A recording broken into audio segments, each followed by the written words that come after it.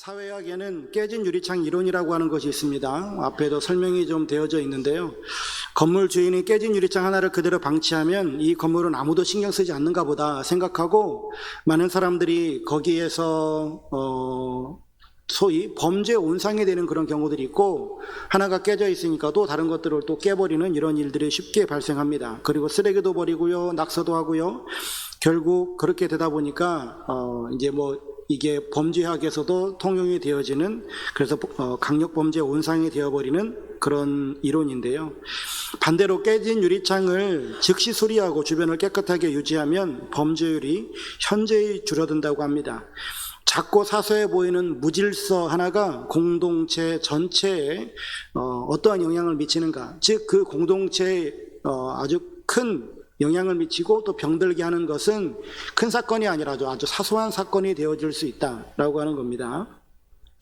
오늘 우리가 마주한 역대하 29장, 이 영적 상황이 바로 이와 같은데요. 히스기야가 왕위에 올랐을 때에 유다 왕국은 영적으로 완전히 파산한 것과 같은 그러한 상태였습니다. 그의 아버지 아하스 왕은 이스라엘 역사상 최악의 왕 중에 한 명일 정도로 아주 심각한 왕이었는데, 하나님의 성전문을 아예 닫아버렸고요, 성전의 모든 기물들을 파괴하고 성전 마당에다가 우상을 세우고 심지어 자기 아들을 불살라서 우상에게 바치는 끔찍한 죄를 저지르기까지 합니다. 그러다 보니까 성전의 등불은 꺼졌고 분향은 멈췄고 예배는 사라지는 이런 일들이 발생했거든요. 그러니까 결국 하나님의 집이 온갖 더러운 것으로 물들어버리는, 아예 깨진 유리창 전도가 아니라 건물 자체가 무너져버리고 신성모독의 장소가 되어버리는 이런 상황이 되어졌단 말이죠. 그 결과가 참혹했는데 오늘 8, 9절 말씀에도 나타나 있는데, 여호와께서 유다와 예루살렘에 진노하시고 내버리사 두려움과 놀람과 비웃음거리가 되게 하셨고 그들의 조상들이 칼에 엎드러지고 자녀와 아내들이 사로잡혔다고 증언하고 있습니다. 즉 영적 파산, 그들이 영적으로 이러한 파산에 이르게 되어지자 그들의 삶이 완전히 무너져 버리게 되어졌다라고 하는 것을 말씀해 주고 있는 거죠. 이게 바로 히스기야가 물려받은 유산이에요. 그러니까 이런 유산 위에서 그가 지금 어떻게 왕이 되어서 나라를 이끌어갈 것인가 라고 하는 부분인데요.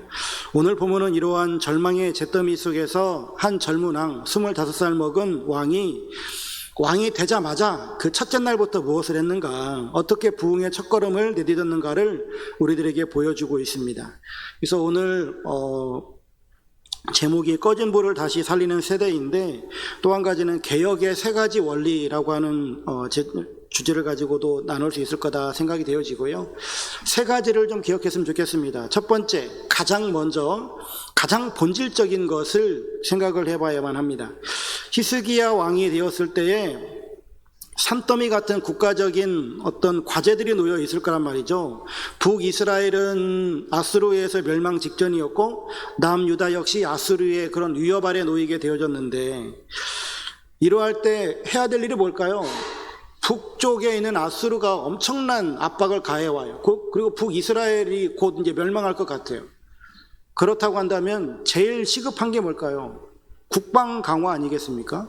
국방을 강화해야 되고, 그리고 경제적으로도 부흥을 시켜야 되고. 우리나라도 지금 이재명 정부 들어와가지고 제일 신경 쓰는 게 뭡니까? 경제죠. 우리나라는 경제에 신경을 쓰고 있어요. 왜냐하면 민생이 파탄났다라고 여기고, 그리고 주가도 주식 하시는 분들 계실 테니까 주가도 어마어마하게 떨어졌고, 그런데 지금 2600까지 떨어졌던 그 주가가 지금 3600이나 되어졌으니까 주식 하시는 분들은 호재를 누리고 있을 것 같기도 한데, 또 아닌 분들도 있을 수 있겠죠. 왜 내 것만 안 오르지? 이런 분들도 있다고 하더라고요. 하여튼 히스기야는 이런 국방 강화 혹은 이런 경제적 부흥, 또 아수르가 지금 힘을 발휘하고 있으니까 그런 외교력을 발휘해서 외교 강화를 해야 되나 하는 이런 생각들도 했을 것 같은데, 그런데 히스기야는 달랐습니다. 3절에 보면 첫째 해 첫째 달에, 그러니까 그가 주기하고 첫째 해 첫째 달에, 그러니까 그해 그달, 그리고 오늘 뒤에도 보니까 초하루부터, 그러니까 왕이 되자마자 그날부터 바로 그는 여호와의 전을 열고 수리했다라고 하는 겁니다. 그러니까 국방 문제나 경제 문제나 외교 문제보다 더 중요한 것이 하나님과의 관계 회복이었다라고 여겼던 거죠. 모든 회복은 하나님과의 관계에서 시작이 되어진다라고 하는 겁니다.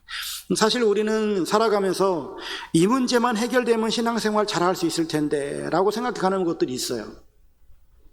이거 우리 신앙생활하면서 엄청난 한편은 딜레마이기도 합니다. 사람들은요, 이것만 해결되면 내가 신앙생활 잘할 수 있다라고 생각하는 것들이 있어요. 그리고 그런 문제에 직접 맞닥뜨리기도 합니다. 그런데 하나님은 아니다. 하나님과의 관계를 먼저 해야 이 문제가 풀린다라고 하나님은 말씀하세요. 근데 여기서 이제 우리가 무엇을 선택할 것이냐라고 하는 거죠. 그래서 평시에는요, 믿음이 있는지 없는지 구분할 수 없어요. 그러나 정말 문제가 발생했을 때, 그 문제가 발생하면 저 사람이 진짜 하나님을 믿는 사람인지 아니면 그냥 교회만 왔다 갔다 하는 종교인인지가 드러나게 되어지거든요. 그래서 여러분들이 정말 내가 믿음이 있는 사람인가라고 하는 것을 확인해 보고 싶으면 기도하시면 됩니다. 하나님, 나에게 문제를 주시옵소서. 그러면 알게 돼요. 근데 그런 기도 정말 쉽게 하지 마십시오. 내게 다가온 그 문제가 쉽게 해결되리라고 생각하지 마세요. 문제가 한번 오면 이게 몇 달이 갈지 몇 년이 갈지도 몰라요.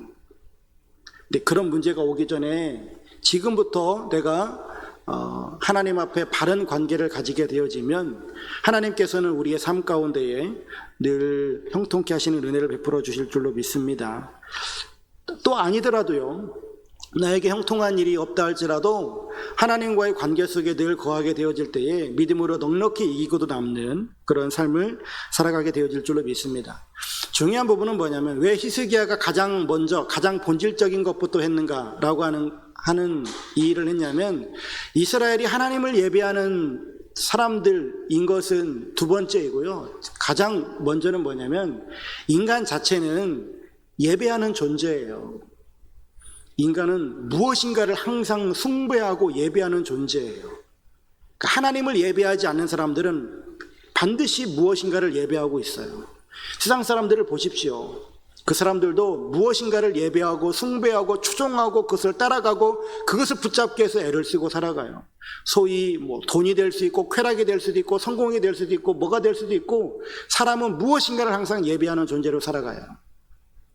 그런데 그것이 아니라 하나님을 예배하는 존재가 되어지면 하나님을 예배하겠죠.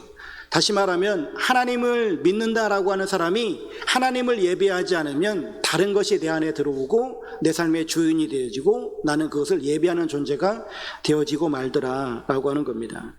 그래서 여러분 질문해 보셔야 됩니다. 나의 삶의 최우선 순위는 무엇인가? 나는 내 첫 시간에 무엇을 하고 있는가? 이 말은 가장 으뜸이 되고 가장 중요하게 여기는 것이 무엇인가 라고 하는 겁니다. 두 번째, 이 히스기야의 개혁을 보게 되어지면 안에서부터 밖으로 개혁을 시작했다라고 하는 겁니다. 히스기야는 이 개혁을 혼자 할 수 없기 때문에 제사장들과 레위 사람들을 불러 모읍니다. 그리고 강력한 메시지를 선포하는데 그게 5절에서 11절이고요. 11절에 보면 이제는 게으르지 말라라고 도전하고 있습니다. 그러면서 이 개혁의 시작을 말하는 것이 바로 15절에 나와 있는 말씀인데, 그들의 형제들을 모아 성결하게 합니다. 들어가서 왕이 여호와의 말씀대로 명령한 것을 따라 여호와의 전을 깨끗하게 할세라고 말합니다. 자기를 성결하게 하고 그리고 전을 깨끗하게 합니다. 하나님의 성전을. 그러니까 개혁은 나부터 하는 것이지 다른 사람을 향해서 개혁하라고 하는 게 아니에요. 절대적으로 내가 먼저 개혁해 나가야 되는 거예요. 내가 먼저 성결해져야 된다라고 하는 겁니다. 평양 대부흥 운동을 생각해 보십시오. 우리나라의 대부흥 운동이 나가서 전도해서 생기는 것이 아니고요, 회개 운동을 할 때 일어나게 되어진 거예요. 근데 우리는 착각을 하죠. 밖에 나가서 전도해야 부흥이 될 것이다. 나가서 전도하는 것은 후순위인 거예요. 2차적인 문제이지 1차적인 것은 내가 먼저 성결하게 돼야 된다고 하는 겁니다. 내가 항상 하나님 앞에 회개하고 하나님 앞에 내 자신이 바로 세워지게 되어지면 그는 전도하라고 해서 전도하는 게 아니고 스스로 전도합니다. 내가 성결화되지 아니하면 시켜야 하거든요. 그럼 그것이 짐이 돼요. 그러니까 똑같은 일을 하는데 그게 짐이 되는 사람과 그것이 기쁨이 되는 사람이 있어요. 여러분들도 아시잖아요. 내가 하고 있는 일이 기쁨인가 내가 하고 있는 일이 짐인가. 예, 항상 기쁠 수만도 없고 항상 짐일 수만도 없지만 중요한 것은 내가 지금 나부터 지금 개혁해 나아가려고 하고 있는가, 내 신앙은 어제보다 나은 오늘을 살아가고 있는가, 늘 우리 자신을 생각해 보았으면 좋겠습니다. 세 번째, 가장 중요한 원리인데요, 히스기야의 개혁은 정말로 위대했고 닫혔던 성전문을 열고 더러운 것들을 제거하고 예배를 회복하죠. 이스라엘 역사 가운데 정말로 위대한 왕이 되어졌어요. 그런데 히스기야의 개혁이 성공했나요? 일부는 성공했습니다. 근데 더 중요한 것, 우리가 히스기야처럼 열심히 노력하면 하나님의 나라를 만들어가고 유토피아를 만들 수 있나요? 안 돼요. 히스기야가 그렇게 열심히 노력했지만 그 히스기야의 그 종교 개혁을 통해서 그들이 우상 숭배를 근절하고 하나님을 섬기는 사람들이 되어졌지만 그들 마음 가운데에 우상 숭배를 하고자 하는 그런 모든 마음들이 근절되지는 않았단 말입니다. 그러자 히스기야가 그런 강력한 종교 정책을 펼쳐서 그가 살아생전에는 하나님을 예배하게 되어졌지만 히스기야가 죽고 그 아들 므낫세가 오자 온 나라가 다시 또 우상 숭배로 넘어가요. 이게 뭐겠습니까? 인간의 개혁은 한시적일 수밖에 없고 한계가 있을 수밖에 없다라고 하는 겁니다. 그래서 우리가 바라봐야 될 것은 무엇이냐면 그런 인간의 개혁이 아닌 오직 예수 그리스도를 바라보는 개혁이 되어야 될 것이고, 예수 그리스도께서 우리에게 오셔서 우리의 삶을 변화시켜 가야 된다라고 하는 겁니다. 이게 결국은 구원이라고 하는 거잖아요. 우리가 아무리 노력해도 그것은요 불완전할 수밖에 없어요. 우리나라의 현실을 보게 되어지면 우리나라가 해방이 된 이후부터 지금까지 민주화를 걸어오면서 여러 가지 우여곡절을 겪어왔고, 최근에도 그런 계엄 사태가 있었다가 해제가 되어지고 대통령이 바뀌게 되어지고 하는 이런 일련의 과정들을 통해서 어떤 사람들이 보기에는 나라가 지금 발전하고 있다고 생각할 수 있을 겁니다. 그런데 그들이 바라볼 때 나라가 발전되고 있는 이런 양상들이 계속 갈까요? 10년, 20년, 100년을 가겠습니까? 아니에요. 또 곤두박질 칠 때가 있을 것이고, 하여튼 그럴 거라고요. 우리가 여기서 중요하게 생각해야 될 것은 무엇이냐면, 우리의 이런 개혁 혹은 우리의 구원이라고 여겨지는 모든 것들은 불완전하고요, 무능할 수밖에 없어요. 내가 아무리 노력해도 내가 추구하는 구원은 불완전할 수밖에 없단 말입니다. 우리는 완전하신 예수 그리스도를 의지하고, 그리고 내 마음에 이런 모든 성전의 것들을 내가 회개하고 정결케 되어지고 성결을 꿈꾸고 살아가고 노력하는 삶을 살아가는 것은 중요하겠지만, 내가 노력해서 되는 것이 아니라 우리 주님께서 우리 안에 오셔서 예수의 피로 우리를 덮으시고 우리가 정말로 주님과 동행하는 믿음의 삶을 살아가게 되어질 때에 우리의 삶에 개혁이 일어나게 되어지고 변화의 삶을 살아가게 되어질 줄로 믿습니다. 저는 이제 중요하게 여겨지는 것이 무엇이냐면, 신앙생활은 내가 무엇인가를 해야 된다라고 하는 어떤 그런 율법적 요구가 아니라 내 안에서 하고 싶다라고 하는 그런 강한 열망들이 늘 끌어오를 때, 주님을 향해서 주님 내가 무엇을 하기를 원하십니까? 하나님 내가 주님을 위해서 살아가기를 원합니다 라고 하는 이런 자발적 헌신과 그리고 이런 열망과 갈망들이 끌어오르게 되어지는 이런 삶으로 나아갔으면 좋겠습니다. 예전에도 자주 말씀을 드렸다시피 사랑은 하는 게 아니고 사랑은 빠지는 거거든요. 사랑에 빠져버리면, 소위 콩깍지가 씌어버리면 못 말려요. 그 누구도 못 말리거든요. 근데 사랑하고 싶다라고 막 한다고 하면 그렇게 노력하는 사랑은 그거는 피곤하잖아요. 하지만 내가 사랑에 빠져버리면 힘들지 않아요. 누가 예전에 그런 얘기 하던데,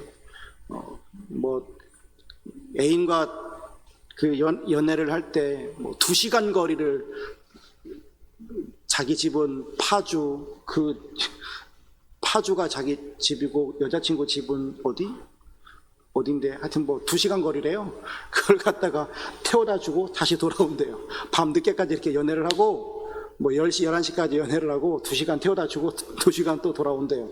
그래도 힘든 줄 모르겠대요. 이게 사랑에 빠지면 그렇게 되는 거잖아요. 그러니까 우리가 정말로 기독교가 개혁을 해야 됩니다. 교회가 변화되어야 됩니다. 내 신앙이 변화되길 원합니다. 하는 것은 내가 막 의지적 노력으로 하는 것이 아니고 주님 안에 거하는, 그리고 온전히 주님과 사랑에 빠지는 이러한 역사가 일어날 때 이러한 우리의 삶 가운데도 이런 변화의 역사가 일어나게 되어질 줄로 믿습니다.